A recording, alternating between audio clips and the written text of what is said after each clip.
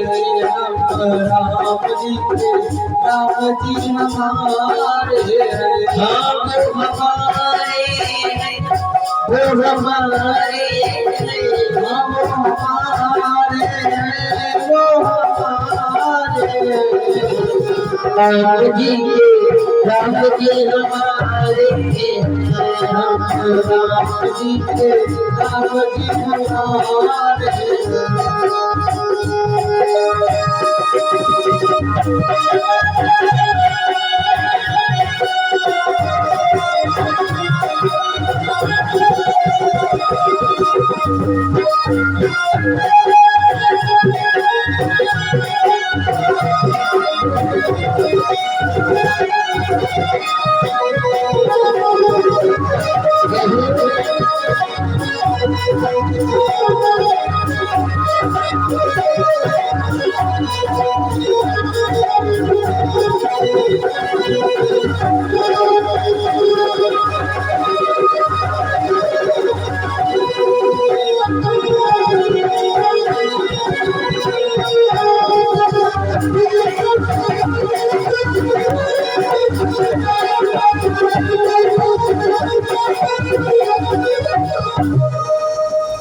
माता पार्वती ने अद्भुत भावन भोले बाबा से प्रश्न किया,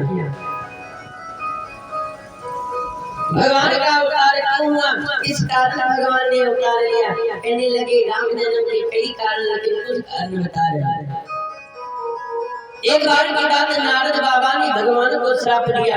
क्यों श्राप दिया? कहने लगे सुनो, एक बार की बात, नारद बाबा घूमने के लिए निकले। घूमते घूमते नारद बाबा बड़ी दूर निकल गए, और जब नारद बाबा बड़ी दूर निकले तो नारद बाबा ने एक बड़ा सुंदर सरोवर देखा। हिमगिरि गुहा एक पावन और बहे समीप सुरसरी सुहावन। बड़ा सुंदर सरोवर देखा और सरोवर के किनारे नारद बाबा बैठ गए। नारद बाबा ने माला निकाला और माला निकाल करके राम राम लिखने लगे। अच्छा गौर करना, बताया जाता है हम भी लोग कहीं घूमने जाते, टहलने जाते हैं, कहीं पार्क में जाते हैं, तो हम लोग वहाँ पे क्या करते हैं? हम लोग माला निकाल करके भगवान का नाम नहीं जपते। हम लोग क्या करते हैं? हम लोग वहाँ निकाल करके मोबाइल फोटो लेते हैं। लेकिन संत महात्मा फोटो नहीं लेते। संत महात्मा क्या करते हैं? हाथ में माला लेकर के भगवान का भजन करते हैं। नारद बाबा ने हाथ में माला लिया और माला लेकर के जप रहे श्रीमन नारायण नारायण नारायण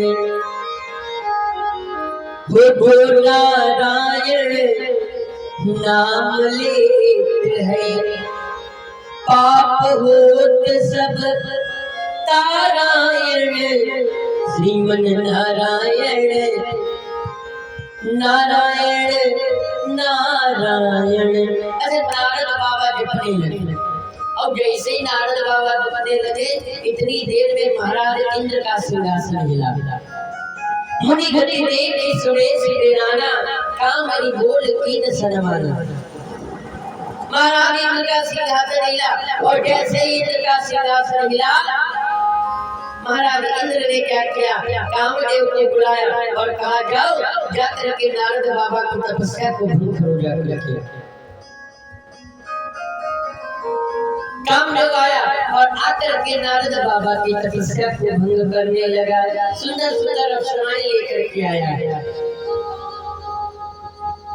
लेकिन बताया जाता है जिसका जहाँ पर मन लगा होता है, जहाँ पर दिल लगा होता है, वहाँ से इंसान का दिमाग हटने वाला नहीं है। अब जितने लोग यहाँ पर बैठे सब लोग अगर कथा सुने तो यहाँ से भले ट्रक निकले या कुछ भी निकले, लेकिन तुम लोगों का ध्यान कथा में रहता है।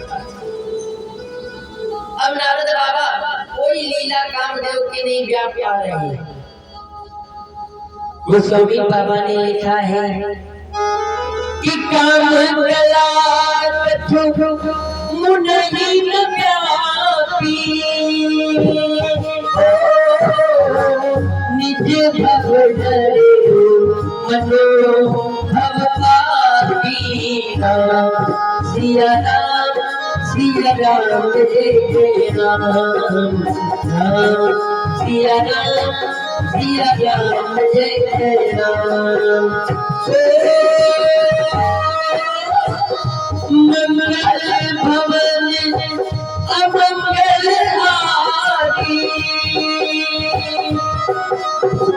प्रभु सुदर्शन अजर बिहारी राम सिया राम जय राम राम सिया राम जय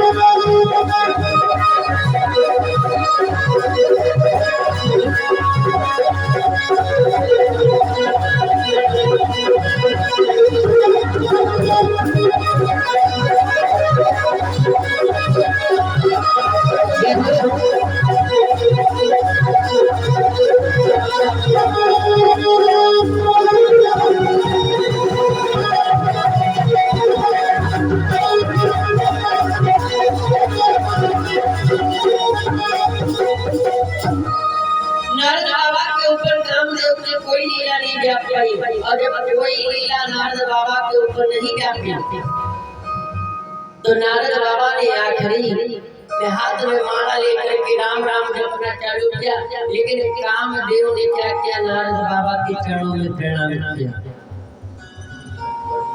कामदेव ने चरणों में प्रणाम किया और जैसे ही प्रणाम किया कामदेव ने नारद बाबा ने तुरंत नेत्रों को खोल दिया। अच्छा गौर करना, जो काम कामदेव नहीं कर पाए वो काम ने प्रणाम ने कर दिया। बताया जाता है जीवन में सदैव अपने से बड़ों का आशीर्वाद जरूर लेना चाहिए। पैर छूने से कितनी चीजें मिलती हैं? 4 चीजें। कौन कौन? आयु, विद्या, यश और बल। 4 चीजें मिलती है। और जो बालक अपने माता पिता के पैरों को छू करके कोई भी कार्य करता है तो दुनिया में कोई भी ऐसा इंसान नहीं जो कामयाबी के रास्ते पे ना पहुंचा। जो इंसान बड़े बुजुर्गों की सलाह लेकर के कार्य करते हैं वो दुनिया में कभी धोखा नहीं उठाते। बड़े बड़े लोगों की सलाह लेकर के कार्य करना चाहिए। और नारद बाबा का भी यही हाल है। नारद बाबा कामदेव से नहीं जागे, लेकिन नारद बाबा के चरणों में जैसे कामदेव ने प्रणाम किया तुरंत नेत्रों को खोला। नारद बाबा कहने लगे कामदेव इन यहाँ कैसे? कहने लगे महाराज क्या? कहने लगे हम तुम्हारी परीक्षा लेने के लिए आए थे, लेकिन आप लोग इतनी अच्छी परीक्षा करते हैं, आपने तो सबको पीछे छोड़ दिया।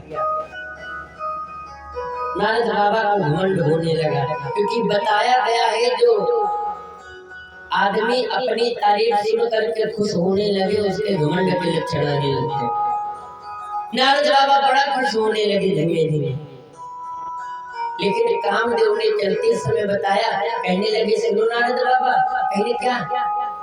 कहने लगे हमारी बात फूट में बांध करके रख लेना।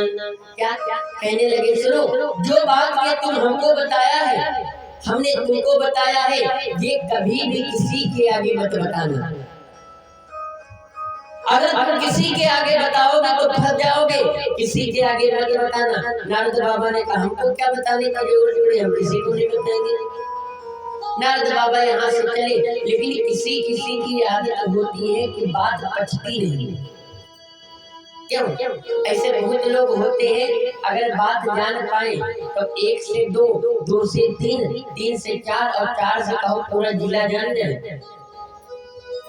और ये आदत खासकर माताओं बहनों में होती, लेकिन यहाँ की माताएं बहनें बड़ी नहीं थी।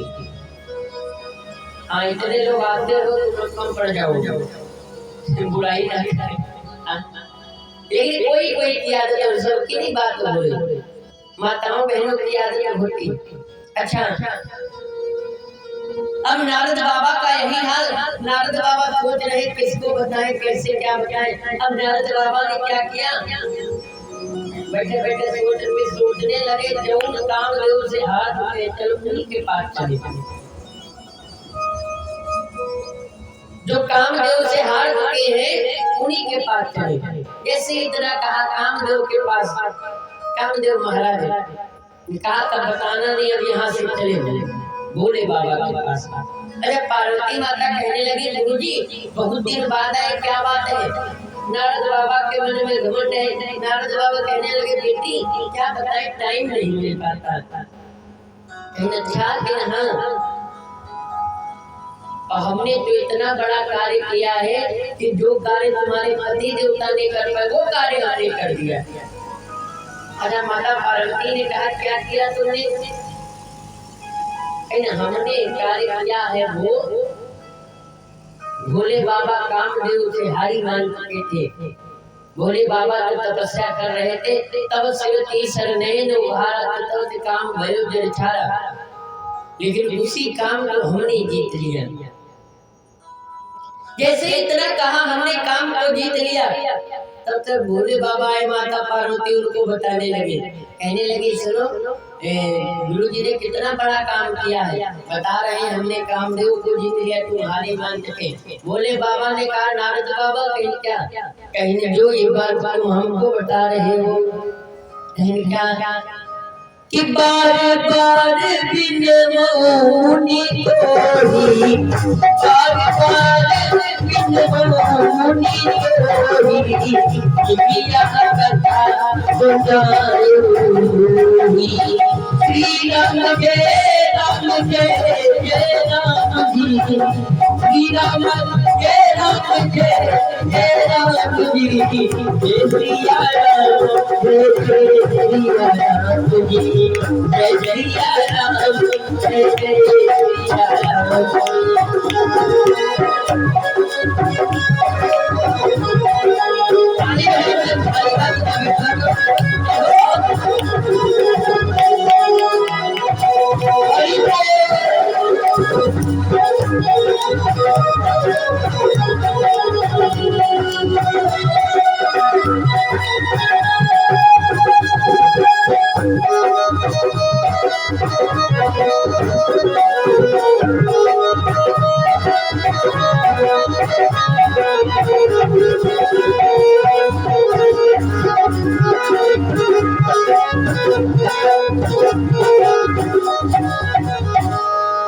बार बार बिन मुनि तोरी, और दुनिया कथा सुनायो मोहि। जो तूने ये कथा हमको सुनाई है, ये कभी कथा किसी के आगे मत सुनाना, और खासकर भगवान विष्णु के आगे मत सुनाना।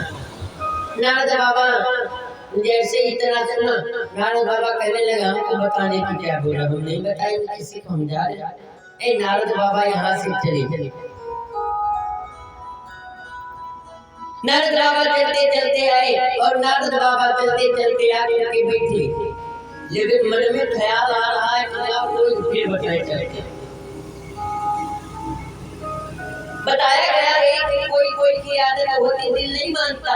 एक बार की बात, एक पति पत्नी थे। अगर पत्नी का जब विवाह हुआ तो अपने पति से कहने लगी, सुनो, कहने क्या, कहने लगे, देखो हमारी एक बचपन से इच्छा थी, तुम हमारे पति हो चुके हो, क्या मेरी इच्छा को पूरी करोगे? पति ने कहा, क्यों नहीं पूरी करेंगे, तुम बताओ तो उसकी क्या इच्छा है? कहने लगी, सुनो, हमारी इच्छा ये है कि हम सोने के हाथों में कंगन पहनना चाहते थे, क्या तुम हमको कंगन ला दोगे? अच्छा, नई नई शादी में पति देवता से कुछ मांगो, अगर ये कह दो कि हमको हेलीकॉप्टर चाहिए तो तुमको पति देवता ला वो भी देंगे, अगर मिलेगा तो। और अगर पुराना मामला हो रहा है तो हेलीकॉप्टर तो छोड़ो, साइकिल भी नहीं ला के देंगे। कहने लगे, ठीक ला देंगे। अच्छा, धीमे धीमे करके पति देवता भूल गए। अब धीमे धीमे समय बीता, अब थोड़ा समय और बदला। पति कहने लगा घर मुकाम सोने के कंगन पहनाए नहीं ला पाएंगे। पत्नी कहने लगी ये बताओ कब लाओगे? कहने लगे सुनो जब आगे चल के अपने बच्चे होंगे तब ला देंगे। ठीक। अरे धीरे धीरे करके समय बीता, अब घर में लड़का हुआ। अब पत्नी कहने लगी सुनो, कहने क्या? कहने लगे मेरा मन कर रहा है, तुमने कहा था कि जब लड़का होगा तो कंगन ला देंगे, अब तो लड़का हुआ। कहने ऐसे थोड़ी ना, जब लड़के का मुंडन होगा तब ला करके दीजिए।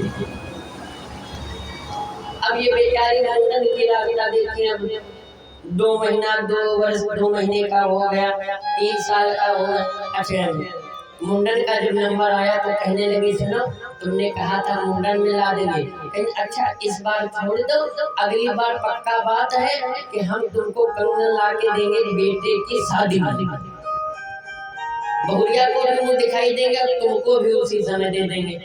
अबे लड़का बड़े होने के बाद सोच रही है कब हमारा लड़का बड़ा हो, कब शादी हो, कब हम कंगन करें। धीमे धीमे समय बीता, लड़के की शादी हो गई, तब भी कंगन नहीं मिले। कहीं कब मिलेंगे? कहीं जब अब पोता हो जाएंगे तब कंगन मिलेगी। अब पत्नी बेचारी बड़ा रास्ता देख रही, फोटो की राह देख रहे। अच्छा आखिरी जब दोनों लोग बुजुर्ग हो गए पति पत्नी, तो पति कहने लगा दूल्हा मेरी इतने दिन से जिद किए हैं कंगन ला दो, कंगन लाओ, वाले कंगन लिए चले। अच्छा दूल्हा के लिए बढ़िया कंगन व्यवस्था किया, कंगन बनवा कर चलाए, कंगन पहनाया, बूढ़ा बड़ा खुश।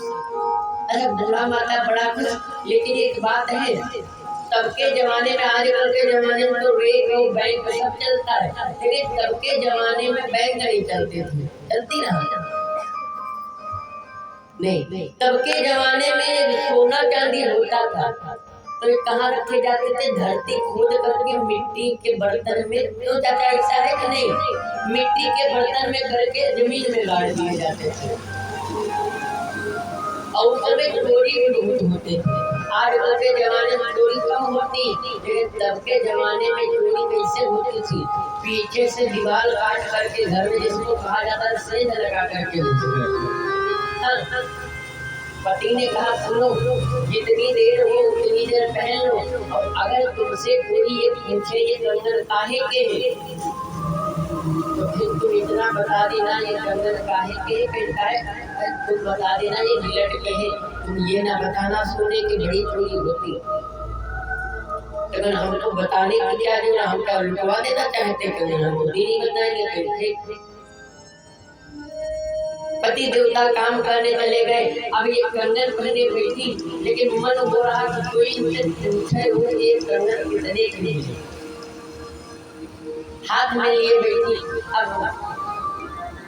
बाहर निकली, देहरी पर बैठा, कंघा लिया, बढ़िया बाल खींचा, तो वैसे तो ऐसे देखती ना, लेकिन आज ऐसे हाथ करके खूब बढ़िया जैसे कंगन दिखे, खूब बढ़िया करके ऐसे मांग निकाले।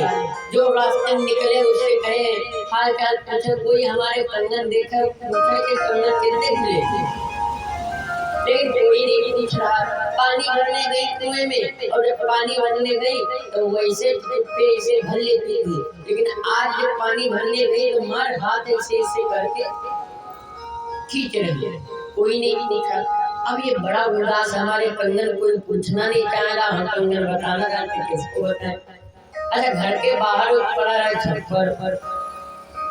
छप्पर का सामान उठाया, उठा करके कमरे के अंदर रख दिया, और अंदर रख के मिट्टी थोड़ा तेल डाला और डाल करके आग लगा दिया।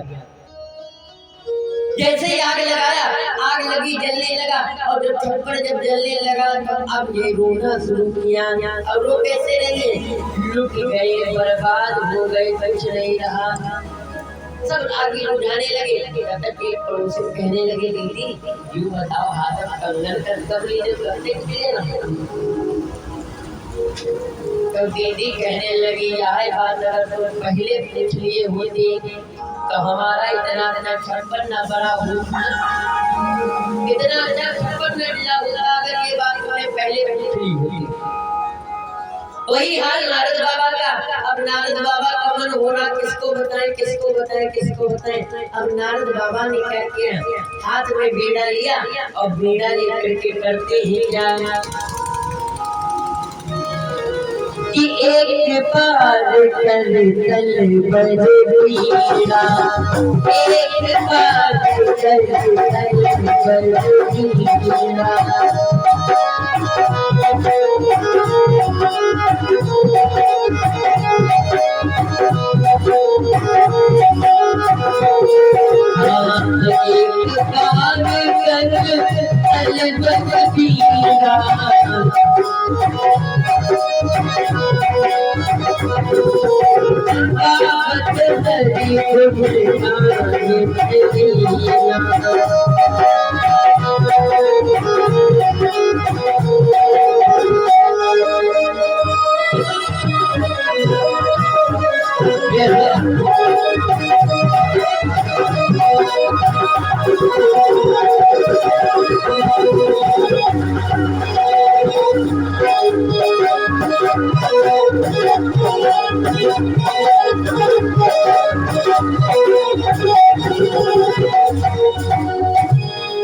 कि एक बार कर तल पर बीड़ा और गावत हरि गुण गान प्रवीणा।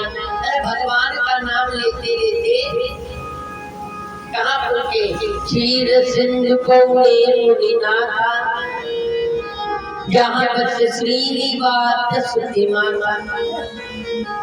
क्षीर सागर में भगवान विष्णु के पास पहुँचे। अच्छा, जैसे विष्णु भगवान के पास पहुँचे, हर्ष मिले फिर हमारी पिता। नारद बाबा का स्वागत सत्कार हुआ। स्वागत सत्कार होने के बाद में माता लक्ष्मी ने यही प्रश्न किया, कहने लगी श्लोक ही क्या, कहने लगी गुरु जी तुम्हें बहुत दिन बाद आए, क्यों इतने दिन बाद है, क्या कारण है? कहने लगे बेटा क्या बताए, टाइम नहीं मिल पाता। अच्छा कि हाँ टाइम नहीं मिल पाता, बड़ा बिजी लाइफ है। और हमने तो इतना बड़ा काम कर डाला, जो काम भूत भावना भोले शंकर नहीं कर पाए वो काम हमने कर डाला। माता लक्ष्मी ने कहा क्या कर डाला? कहने लगे सुनो, हमने कामदेव पर विजय प्राप्त कर ली, लेकिन भोले बाबा कामदेव से हारी मान चुके हैं। जैसे इतनी बात कही, लक्ष्मी माता ने भगवान विष्णु की तरफ इशारा किया, कहने लगी स्वामी क्या? कहने लगे लड़का अपना गलत राह पर जा रहा है। जब इंसान गलत राह पर जाने लगता है तो माता पिता का कर्तव्य होता है उसको सही राह बताए, माने या ना माने उसकी मर्जी। लेकिन माता पिता का कर्तव्य क्या होता है? सही राह बताना। भगवान विष्णु ने कहा, कहने लगे क्या किया जाए देवी? कहीं इनके मन में घमंड आ रहा है, और भगवान कहते भी हैं कि अहंकार अंकुर उर्माही, और प्रभु देहि पान करे छिन माही। जीवन में सब करना, लेकिन जीवन में कभी घमंड नहीं करना चाहिए। क्यों? क्योंकि बताया गया है कि घमंड अच्छों का नहीं चल पाया। घमंड किसी को नहीं करना चाहिए, चाहे जितने ज्ञानी हो, चाहे जितने विद्वान हो, चाहे जितने सुंदर हो, चाहे जैसे भी हो, लेकिन जीवन में सदैव ये कहना चाहिए मेरा कुछ नहीं, सब तुम्हारा भगवान का दिया है, हमारा कुछ नहीं।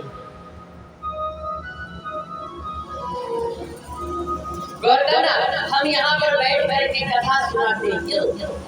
ये सोचे कि हम सुनाते हैं तो हम नहीं सुनाते। तुम लोग गौर करना, हमारे तुमको सबको सुनाने की क्या होता? क्यों भैया? हम तो बहुत छोटे से इंसान हैं, हम तुमको सबको कथा कहाँ से सुना पाएंगे? लेकिन एक बात बताए, हम नहीं बोलते, यहाँ पर बैठ करके बुलवाने वाला कोई और होता। माता सरस्वती होती नहीं तो हमारे जैसे इंसान कहाँ तुमको कथा सुना पाएंगे, इतने छोटे व्यक्ति। अगर ये हम घमंड कर ले कि हम इतने लोगों को बैठा करके जमीन में कथा सुनाते, तो हमसे बड़ा धरती पर कोई मूर्ख नहीं होगा। उदाहरण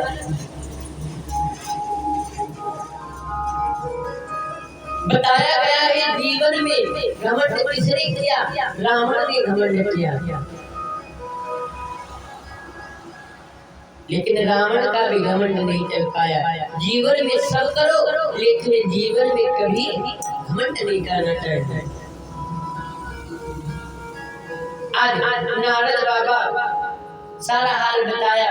भगवान कहने लगे लक्ष्मी से, लड़का गलत, लक्ष्मी माता ने कहा लड़का गलत राह पे जा रहा है तो उसको सही रास्ते पे लाना हमारी तुम्हारी जिम्मेदारी।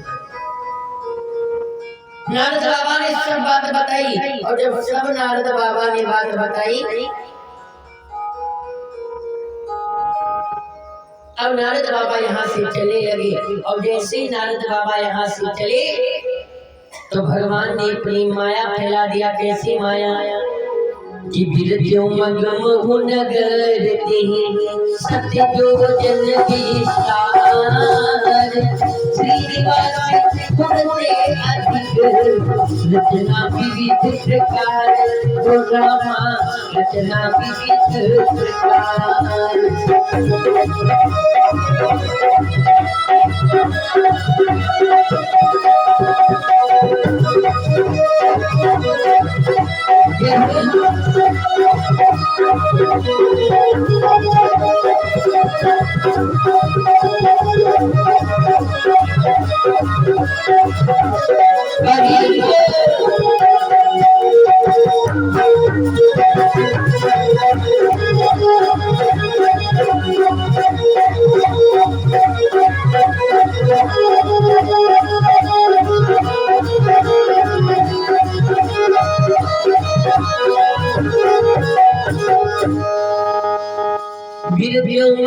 नगर में सतजो जन विस्तार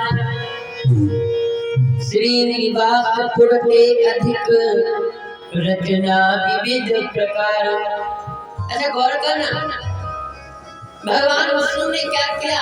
एक नगर बना दिया। भैया इधर देखो, हाँ आगे देखना, कथा आगे हो रही पीछे नहीं हो रही।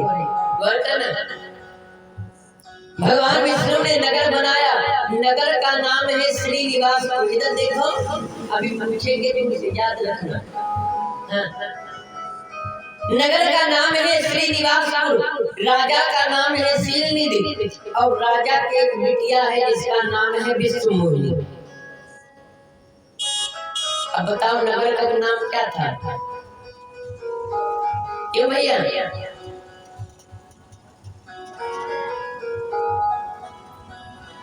वाह बहुत सुंदर, तुम्हारी सारी पढ़ाई बहुत अच्छी चल रही है। हाँ। नगर का नाम है श्रीनिवासपुर। क्या नाम है? श्रीनिवासपुर। राजा का नाम है शीलनिधि, और राजा के पुत्री है नाम है विष्णुमोहिनी। नारद बाबा निकले, कहने लगे अभी इस रास्ते से गए थे कुछ नहीं था, और इतनी जल्दी नगर में डेकोरेशन और इतनी सुंदरता कैसे? नारद बाबा इधर उधर देख रहे, सब जगह देख रहे। नारद बाबा तब तक एक अंदर से मंत्री दौड़ा दौड़ा आया, कहने लगा पंडित जी मेरी क्या? कहने लगे चलो तुमको राजा ने बुलाया।